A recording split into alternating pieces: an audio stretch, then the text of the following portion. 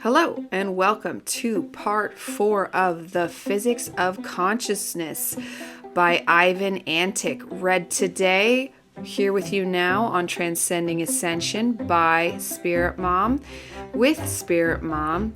As we dive into our book, it is again part 4, so if you missed 1 to 3, go ahead and check those out, or just join us now. This book is so fantastically amazing, it doesn't matter when you're jumping in. It'll have something to offer for everyone. Here we go. The overall motion generates energy. Energy is motion in its foundation. The fantastic speed of the divine particle, while shaping overall existence, generates with its motion the energy for the existence of everything. Since everything comes into existence momentarily through the manifestation of the divine particle, everything we see as energy manifests in the same manner as well. Momentariness is the foundation of the wave. The wave is motion, and motion is energy. The meaning of the word energy is derived from the Greek word for being in motion. Nothing in the cosmos is identical, and everything is in motion. This brings us to the paradox of reality, that the cosmos itself is manifested as energy. Because nothing is substantial, everything is momentary. Everything can move because it is momentary and unsubstantial. If anything were substantial and objects were real by themselves, the overall motion and the energy to see it through would not be possible. The cosmos represents overall motion because the cosmos is a manifestation of energy. Everything is energy in its foundation, generated by the momentary vibration of the divine particle, which is nothing but the concrete manifestation of the very divine absolute. This makes the quantum field or ether the source of overall energy in nature. In other words, energy as the initial requirement for the production of motion is not needed. Quite the reverse. Motion itself, an infinitely fast vibration of the divine particle, which is the foundation of everything, generates energy for all the remaining processes. The Greek notion energia we use as the word for energy today. Therefore, its original meaning sees energy as every kind of motion in existence. In being, subsequently, motion itself is energy. Since everything is moving, it is all visible to us as energy. However, the materialistic view accepted by academics of the highest accreditation have dimmed our perspective of the world and distorted the original meaning of the word energy itself as the source of everything. We are more inclined nowadays to see everything as dead matter, whereas energy in modern times we translate as the product of combustion or electrical energy. Only quantum physics and mysticism remind us that matter as such does not exist, only energy. We merely give a more detailed description here of why that is so. Furthering such information, energy is only a different aspect of consciousness, and together they constitute life energy. This is recognized as the divine love that enables everything in human experience. The experience of unconditional love that enables everything is an emotional experience that happens when the human becomes aware of omnipresent divine energy as life energy. It is quite the same whether we choose to define the quantum field as a universal that enables all living energy and follows a conscious intent, or if we say the divine unconditioned love facilitates everything that is. It is the consciousness that enables us to become aware of ourselves and the world, and is in reality is divine love. To say that the absolute overall existence is unconditional love rings even more true when the human who has not yet merged consciousness with the energetic aspect of existence, it is too early to understand, except that it sounds nice and ideal. They cannot recognize and accept as highest truth that everything they see, experience, and do, everything that happens to them, is only the unconditional love that always happens, and nothing at all is possible without it or outside of it. Individual consciousness and energy functioning are still separate in an unenlightened human who is unable to fathom the unity of existence as unconditional love at any given moment. The experience of love in a human is partial and occasional and connected with certain objects and contents. They can experience some of it only if they are inspired by favorable circumstances. It was said a long time ago that self-knowledge is neither worthy nor possible without love. Consciousness without love cannot be objective consciousness, the awareness of reality, because love is the ability to connect two things, regardless of the available information and evidence, which are seemingly fragmentary. Love binds everything, much like life energy does. Subsection 14. For example, one same life energy connects two people who hate each other due to their opposing convictions, and who fight physically with one another if they became aware of the one same energy residing in all human beings. The same particle they are all made of, love, would connect them in the same way life energy does, the same way transcendental consciousness that exceeds the human mind truly exists, and is being used by everyone for the functioning of their limited consciousness. The transcendental emotion tie of love also exists and joins all seemingly separate beings and phenomena into one. The way that cosmic consciousness joins everything an individual mind sets apart is the same way love connects everything that is bodily and mentally split apart. In this way, love is the necessary condition for objective consciousness. Their unity invites our tendency towards love, both consciously and unconsciously, in all ways possible all our lives. This same point is the reason for human destructiveness induced by the lack of experience in love, at least in the case of early childhood. Therefore, love is the measure of all things in this world, because it is the background of life energy and consciousness as their link and foundation. Life energy is the connection between consciousness and energy, and in our experience we feel their connection as love. This is further expressed as an erotic episode, as the act of love creating new life, new forms of life energy. All beings are conceived in the source, in the ether, and for this reason the separate sexes must merge into one and briefly, even for an instant, remind themselves of their true state and conscious intention for a new being to be born. Therefore, raising awareness of energy brings consciousness of the omnipresent divine love. Those three things, energy, consciousness, and love, are one thing. Only a mind attributes differences to them. Their unity is known to us only when the mind stops in blessed ecstasy, regardless of the way it was achieved, either in orgasm or meditation. It is the same experience, with the difference that orgasms are spontaneous and short-lived, while meditations are cultivated and permanent. Subsection 15.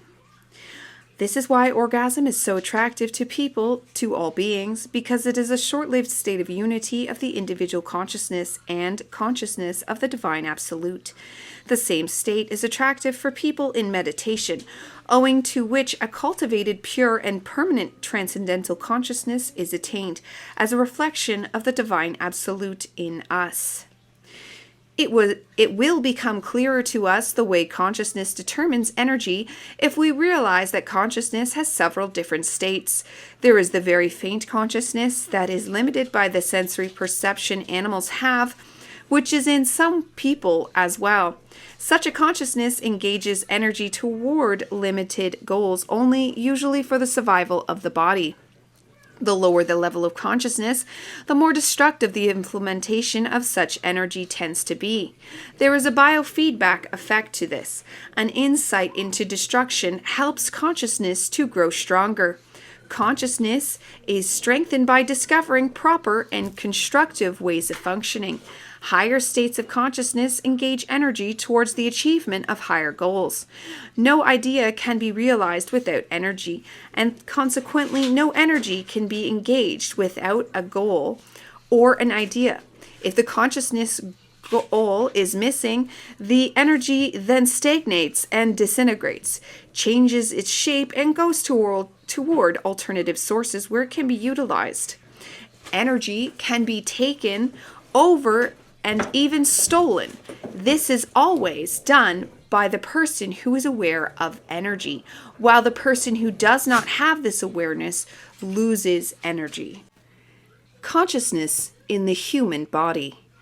We cannot understand the nature of consciousness without understanding it in ourselves first. Although the human always utilizes consciousness that makes them human, unlike other species, the nature of consciousness in the human is the subject with the biggest misconceptions, even conspiracies. Science treats consciousness as some material emergence, as perception induced by the functioning of neurons and being utterly dependent on them as a product of brain functioning and manipulation of information. Religion projects the nature of consciousness into the divine spheres and mystifies its origin and impact, whereas most religions do not contemplate the nature of consciousness itself, but are completely based on the contents of consciousness or convictions and beliefs. As though the real task of religion is for the issue of the true nature of consciousness to be sidetracked. The notion of the soul most accurately defines the nature of consciousness, and this is the reason this notion has always been mystified to the utmost by clergy and discarded by the world of science. It is not possible to understand the notion of consciousness without a proper understanding of the notion of the soul. They are completely connected and interdependent. Together they directly refer to human authenticity, complete realization, and freedom. Are the majority of people in this world in the manner described? No, they are not, because a fully realized and liberated human is of no use to either the church or other political institutions. Together they have done everything in their power to eliminate the notion of consciousness of the soul in both formal education and science as well as in religion. In order to understand properly the true nature of consciousness, it is necessary to understand the nature of the human soul and the human's relationship to it. To clarify the issue, we will use this image. It's a picture of the structure of human consciousness of the soul, starting with consciousness of the soul on top. Next is the higher mind. And third, we have the physical or empirical mind. We have already established that consciousness and existence are the same. They only appear to us as different. As existence and the awareness of existence, it can also be said that the divine absolute manifests itself dually as existence itself, outward, and the awareness of existence which is within the human. Consciousness of the divine absolute, which the absolute uses to manifest itself as overall existence, is consciousness of the soul. From its highest realm, it projects itself from the absolute as a monad of consciousness that creates the biggest objects throughout the entire cosmos, including stars and planets. Monads of consciousness progressively divide themselves into smaller branches until the point the finest individual branches remain in existence, which are our souls in our physical bodies. Therefore, our soul is the ultimate branch of the divine consciousness of the absolute that enables everything. Our consciousness also facilitates all the consciousness we have and use in our everyday lives. By all means, the consciousness we have in our body is but a fraction of the original consciousness that enables overall nature into existence. In our body, consciousness divides itself into the lowest and most limited part, the one that operates using the brain and the body, and it is called the empirical physical mind or ego. This consciousness is limited by the physical body and the senses. It has awareness of the body only and that which can be perceived by the senses. Above the physical is the higher mind. It is independent of the body and sensory perception, which automatically means it can far more independently sense space and time.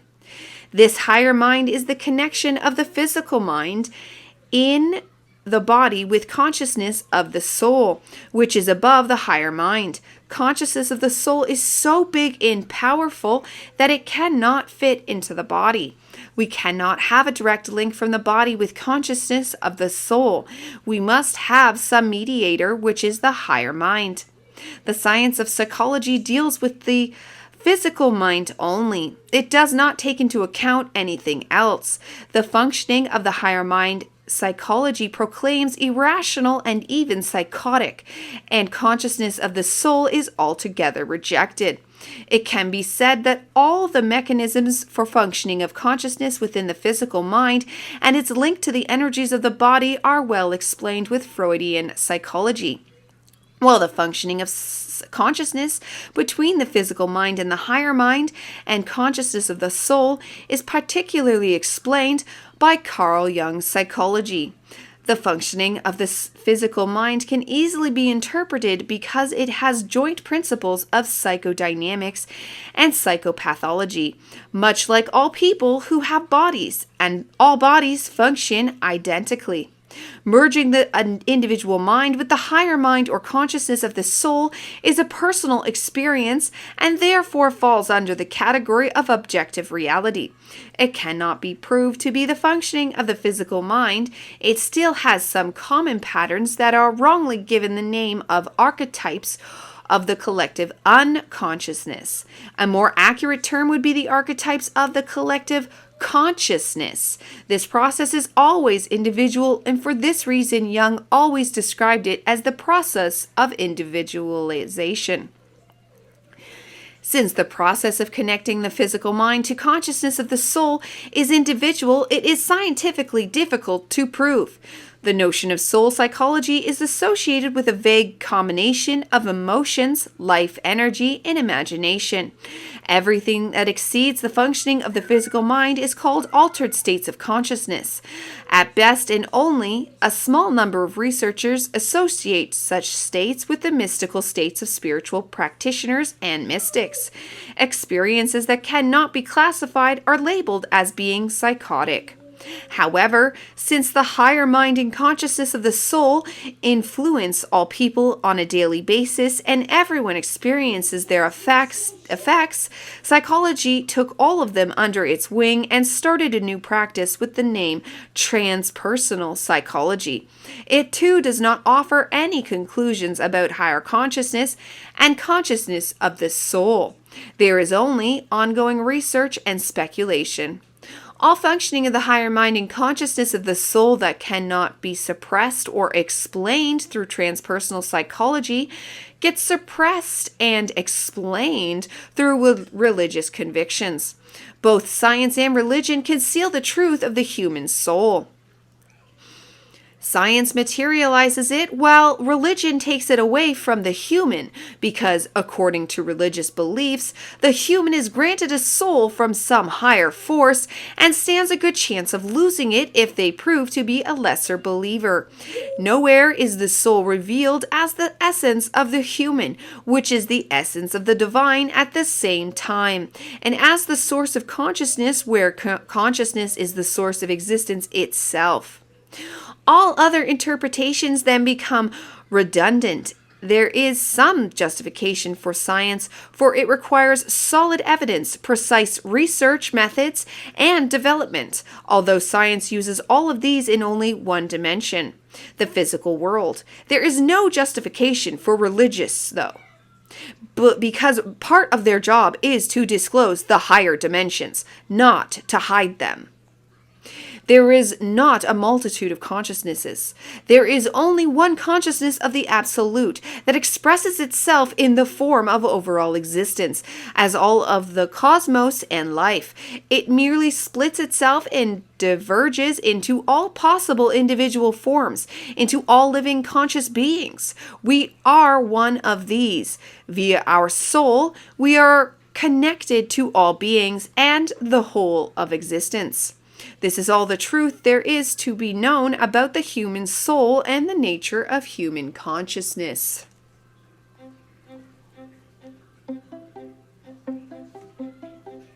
Thank you for tuning in to part 4 of the Physics of Consciousness. This has been a Transcending Ascension broadcast brought to you by Spirit Mom. If you're interested in this type of content, we run a podcast as well as a YouTube, TikTok channel, and Instagram page, as well as a spiritual coaching business where you can attain and achieve your own help in personal enlightenment.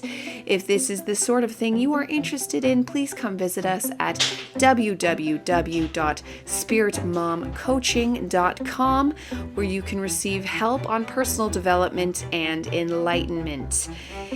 There are many different options and avenues we have to achieve your top goals for your soul and spirit in their union. So that is all for today. Check back soon for part 5. Goodbye for now. Thanks for tuning in. Spirit Mom.